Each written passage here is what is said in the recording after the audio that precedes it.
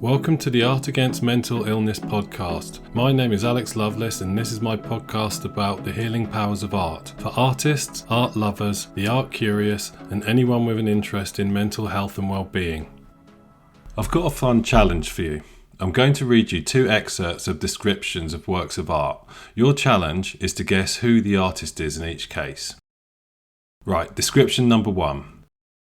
The juxtaposition of the saturated hues, an eternal crimson juxtaposed against a sombre umber, invites a dialectical engagement with the viewer's psyche, invoking a liminal space that oscillates between the corporeal and the metaphysical.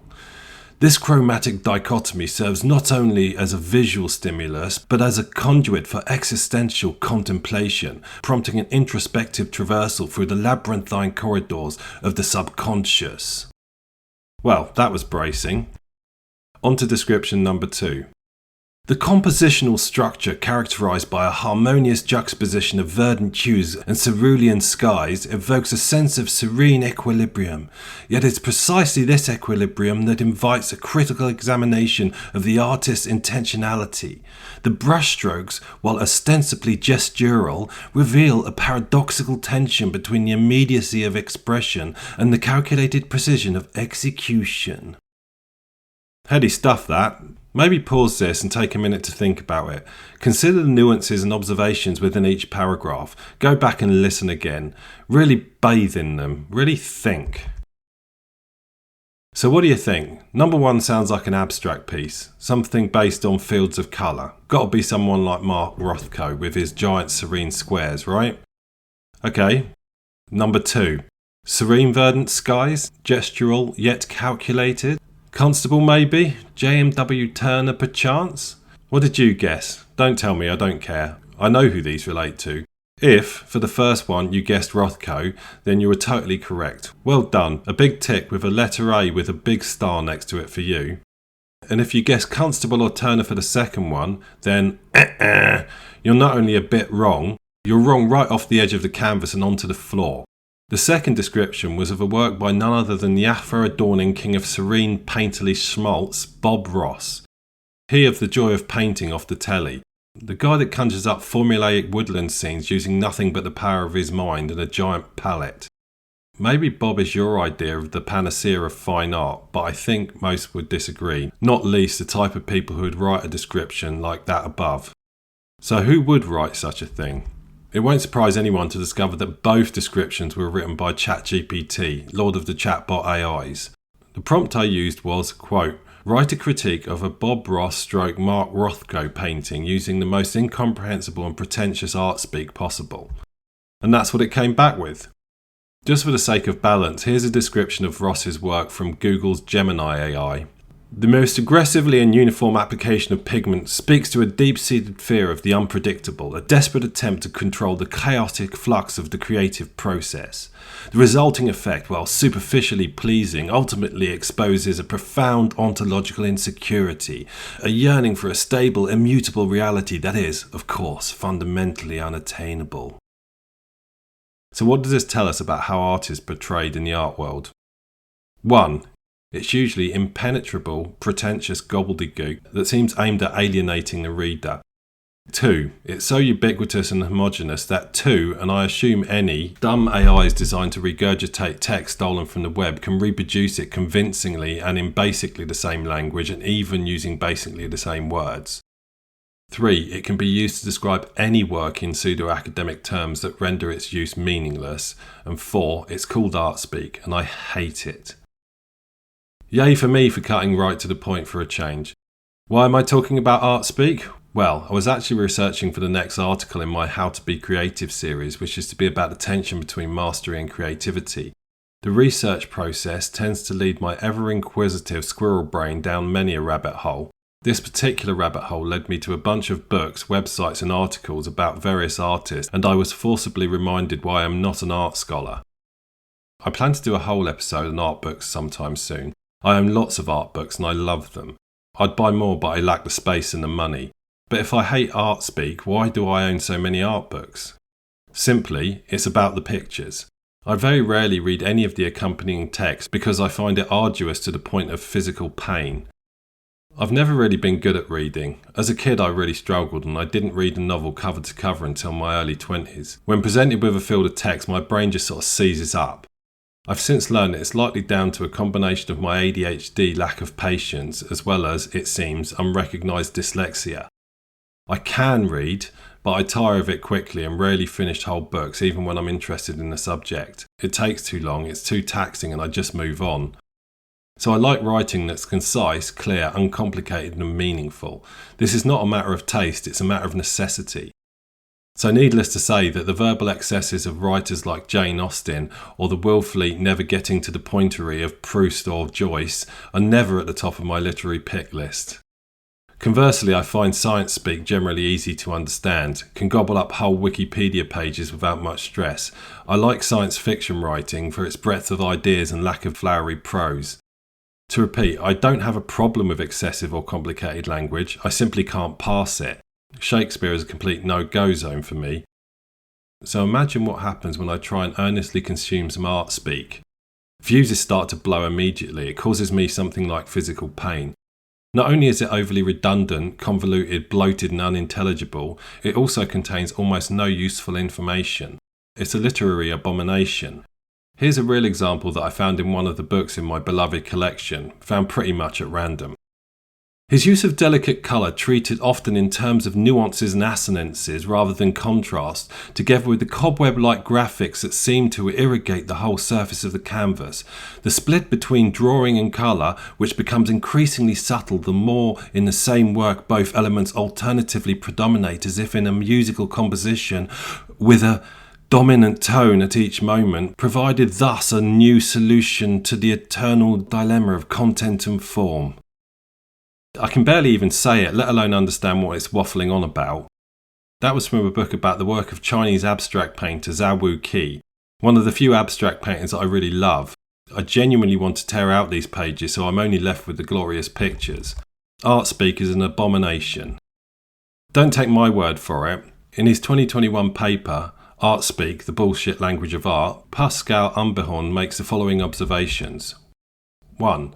Art speak sounds bloated and preposterous. 2. Many texts strongly resemble each other. 3. They seem to be only loosely related to the artwork in question.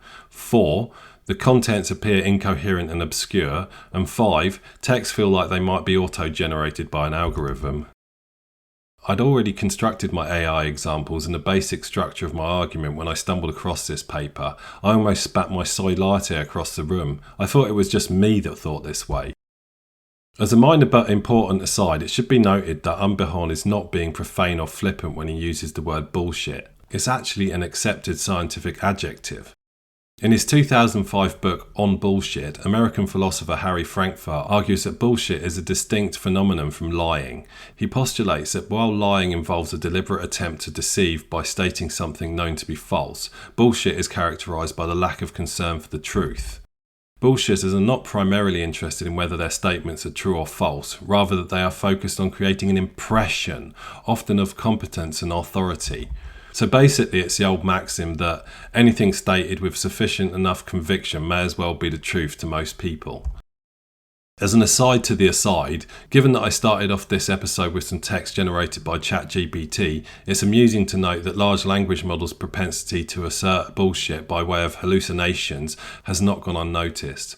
In their 2024 paper, GPT is Bullshit, Michael Townsend Hicks, James Humphreys and Joe Slater build on Frankfurt's ideas to suggest that, quote, insofar as both lying and hallucinating require some concern with the truth of their statement, LLMs are simply not designed to accurately represent the way the world is, but rather to give the impression that this is what they are doing.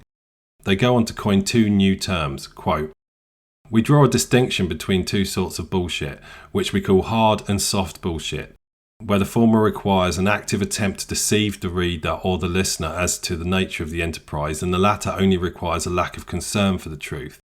We argue that at minimum, the outputs of LLMs like ChatGPT are soft bullshit. It's hard to disagree. I'll put links to these books and papers in the show notes. You should definitely check them out. They're mercifully free of bullshit. Back to the matter in hand. It should be obvious how the term bullshit applies to art speak. So what is art speak exactly and why does it exist? I asked ChatGPT to explain it to me like I was a 5-year-old, and here's what it said. Imagine you're playing with Lego and you build a really cool spaceship. But instead of saying, "I built a spaceship," you say something like, "My construction utilizes interdimensional spatial vectors to explore the deconstruction of traditional aeronautical paradigms," which I think pretty much encapsulates it. Using convoluted, overly intellectualized language to describe something, seeming to say something profound but failing to really say anything at all. Such language can be found in art gallery brochures, art journals, pamphlets and magazines anywhere you go in the world. Every art student has their carefully crafted art speak blurb, which eruditely explains their unparalleled approach to whatever artistic form they chose. We are expected to accept that an artwork was channeled from the deepest recesses of the artist's soul via the medium of culture, while the same artwork also being a deeply considered reflective study on the interplay between dark and light as a deeply considered philosophical commentary on the nature of sentient existence. All with a straight face. Most artists that I've ever come across are intuitive individuals. It comes with the territory. Yes, bodies of work can develop underlying philosophical narratives and commentaries, as can individual works. But does that 5-metre abstract work of planar colour really reflect the banality of war? Most people will simply look at it and think to themselves, "I like that colour." And since most art is intuitive in nature, it's unlikely that the artist was thinking about the horrors of war while painting it, except I suppose if they were in a war zone at the time, rather than a warehouse studio in New York. I suspect that the majority of such descriptions were dreamt up after the fact by the artist or their agent or a gallery owner in an attempt to project some depth on something that's largely aesthetic in nature. I don't have a problem with this. I just wish that A, the art community was honest about this, and B, they would do it in a less bloody unintelligible and alienating way. But that's precisely the point, isn't it? The hoi polloi are supposed to feel alienated and patronised by such texts. It's a thinly veiled strategy to gatekeep by using faux intellectualism. This keeps the art fraternity exclusive and gives wealthy art buyers something to feel clever about at dinner parties. In short, it really has nothing to do with art at all. It's a parasitic cultural meme that perpetuates itself by taking over the mind of those exposed to it and turns them into eloquent-sounding drones. Leo Tolstoy didn't mince his words on this subject. This is what the bloke who wrote War and Peace, the book that, by cultural convention, all other works of text are not, had to say about art criticism. Quote, and I'm not going to do a Russian accent here, "The artist, if a real artist, has by his work transmitted to others a feeling he experienced. What is there, then, to explain? If the work be good as art, then the feeling expressed by the artist, be it moral or immoral, transmits itself to other people. If he transmitted to others, then they feel it, and all interpretations are superfluous. If the work does not infect people, no explanation can make it contagious. An artist's work cannot be interpreted. Had it been possible to explain in words what he wished to convey, the artist would have expressed himself in words. He expressed it by his art only because the feeling experience could not otherwise be transmitted. The interpretation of works of art by words only indicates that the interpreter is himself incapable of feeling the infection of art." The quote from his 1897 book What is Art not only says that art by definition cannot be explained, but anyone who tries to do so is incapable of appreciating that art. Don't hold back, Leo. He goes on to say, "As soon as art became not art for the whole people but for the rich class, it became a profession. As soon as it became a profession, methods were devised to teach it. People who chose this profession of art began to learn these methods, and thus professional schools sprang up. Classes of rhetoric or literature in the public schools, academies for painting, conservatoires for music, schools for dramatic art. In these schools, art is taught, but art is the transmission to others of a special feeling experienced by the artist. How can this be taught in schools?" Tolstoy received nominations for the Nobel Prize in Literature every year from 1902 to 1906, so he knows his stuff, although I doubt he was without his critic, so no doubt there's some sour grapes fermenting somewhere in there. It's surprisingly lucid and accessible as a book, given its subject matter and the time of writing. I'll definitely be returning to it. Many of his views on this stuff really resonate with me, which is kind of ironic since I've never read any of his fiction, and given my distaste for long text, it's likely that I never will. I could never understand the existence of art schools and have always struggled to not only understand art criticism itself, but why it exists at all, at least in the predominant form. Art is about feeling, and feelings are hard to convey. It's why so many people rely on it, either by production or consumption of art, to communicate and experience emotions. In most cases, that job is done the moment the viewer sees the artwork.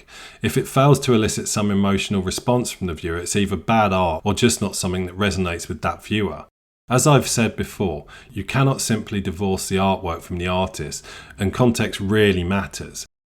So some information about the artist that made the item and the context surrounding this may well enhance the impact of the piece. But this is exactly that, context. You can just use normal human language to do that. There's no need for pseudo-intellectual drivel. Many, if not most, artworks are self-explanatory and/or are in no way improved by convoluted explanations. This goes for titles too. In some cases, the title of the piece is integral to the artist's interpretation of the work. But it's often not necessary, and many artists don't name their artworks at all. If I see a lovely seascape watercolour, it's nice to know that it's the harbour at Padstow in Cornwall, especially if you happen to be located there at the time, but it's not essential. But then delicate landscape watercolours aren't the type of artworks given the art speak treatment, are they? It's usually abstract, supposed think pieces or room-size installations. They need explaining because they need to justify their existence. They need to justify the price tag. Understand that I'm neither denigrating contemporary or modern art here, or the thousands of galleries and organisations that power the real art industry, or the publications and institutions that support artists, heritage and history. To be honest, I'm not even sure I'm denigrating the people writing this drivel. I just wish it would go away. I wish the prevailing conventions and consensus of how to talk about art would just sod off. I'm also not suggesting that all writing on art is bullshit, just that the art world is particularly susceptible to it. This is not a small niggle. As you might have noticed, I take the broadest possible interpretation of what constitutes art and creativity due to my conviction that the production and consumption of art is vital to a functional society and one of the most effective means of managing mental health. My intention is to be as inclusive as possible. If your creativity drives you to make stop-motion animation with models made of horse dung, then good for you. As I said in my episode on identity in art, you need to pour yourself, the essence of you, into your art for it to be fulfilling and for it to come across as authentic to the viewer. But how are you going to feel free to express yourself in the way that you need to if you feel compelled to describe it in terms that bear no meaningful relationship to it? How is writing a bunch of pretentious waffle going to make you seem more authentic? It's likely to do the opposite, and all the while fueling imposter syndrome. If these are not the words that describe how you feel about your own work, then aren't they a lie, a misinterpretation? What concerns me is how this type of language leads truly creative people to feel that they have no place in the artistic community, to think that you need to have been to art school to create wonderful things. You might worry that if everyone thinks and speaks like this, that you'll be ridiculed if you show your art to anyone who professes to know what they're talking about. You might convince yourself that this mindless babble actually represents what art is and how artists think. You might conclude that you need to make works that can be spoken of with such words. You might decide just not to bother at all. None of this is the case. The art world needs you, an artist or an art lover, but it most definitely does not need these outriders and hangers-on. You'll know a genuine art professional or a genuine art enthusiast when you meet them precisely because they don't communicate their thoughts like this. Many artists do feel compelled or expected to produce this type of hollow prose when displaying their works. You may have little choice other than to do so in certain circumstances. In such cases, do what you have to, but don't kid yourself that it in any way elevates your work. In reality, the opposite may be true. Either way, I can recommend not wasting your time carefully crafting such nonsense. Just get ChatGPT or Google Gemini to do it for you. As we've seen, they're very good at it. And indeed, on the latter point, I do wonder if professions that involve producing art speak will find their days doing so numbered. I don't consider this to be a good thing. Less people working in the art industry seems like an inherently bad thing to me, so I do hope that anyone that this unseats finds another role in the industry. There is, as ever, a lot more going on here, not least in terms of understanding the value and purpose of criticism in the wider sense.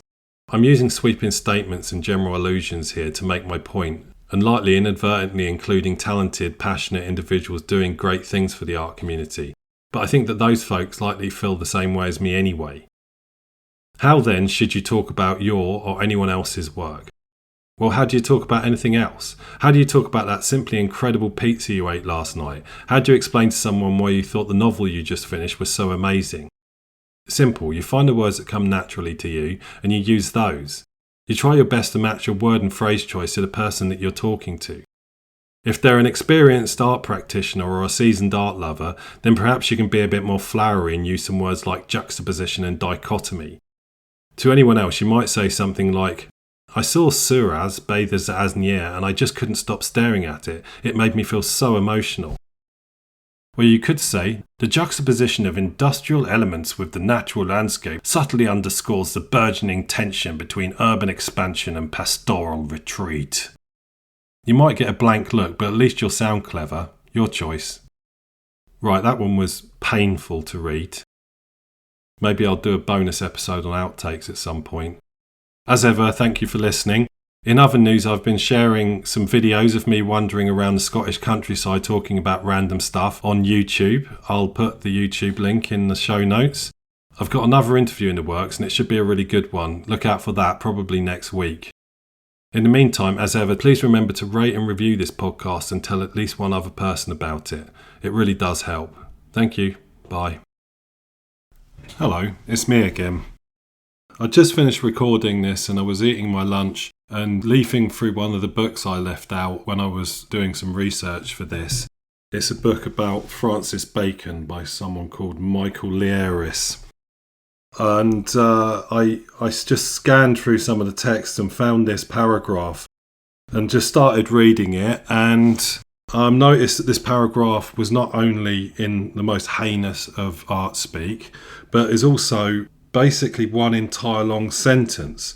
So by way of an addendum to this episode, I'm going to attempt to read this sentence and see how I get on with it. I'm reading directly from the book here. It's a good book and Francis Bacon is a good artist. Let's see how well I butcher this line. Behind the glass, which according to him is a means of unifying material unevenness in the painting, by which I suspect is also intended to temper to some extent the realistic virulence of the works, or perhaps to give a certain ceremonial dignity to the presentation of the characters caught, it would seem, in more often than not, in a warm tangle of erotic exchange, or in the commonplace waking or sleeping attitudes, not to mention the grossly functional ones, or again to extend to the whole picture, including the flat background, and to finalize, thanks to an almost literally englobing that process of setting apart, of removal from the neutrality of everyday life, which is achieved as regards to certain of its features by the most diverse means. Bacon's canvases, at once so effervescent and so controlled, provide for the spectator who looks at them as a whole and grasps them in their diversity as a striking image of this unique contemporary artist in all his complexity, a complexity I had hoped markedly to reduce by studying him in the mirror of his work. Oh my God, that was one sentence. Please God help me.